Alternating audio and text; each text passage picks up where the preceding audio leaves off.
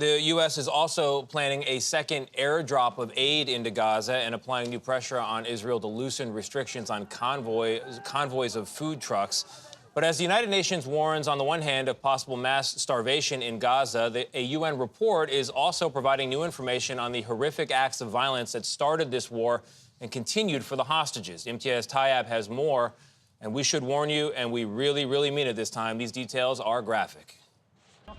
In the harrowing hours of Hamas's rampage across southern Israel on October 7th, some women suffered sexual violence, according to a new report by the UN Special Envoy on Sexual Violence. We also found that there are reasonable grounds to believe that conflict-related sexual violence, including rape and gang rape, occurred.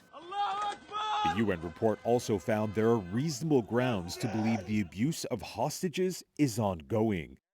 But the UN's experts said this was not an investigation. They did not mean any survivors of sexual violence or look at forensic evidence. They did, however, interview dozens of witnesses, review thousands of photos, and some 50 hours of video of the attack. The UN team also visited the Israeli-occupied West Bank to examine allegations of sexual assault of Palestinians in Israeli jails and detention centers, allegations the UN team deemed credible. In Gaza, the UN says hundreds of thousands are on the brink of famine.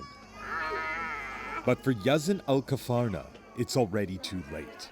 Our CBS News team first reported on the 10-year-old with cerebral palsy this past weekend as he lay in bed starving.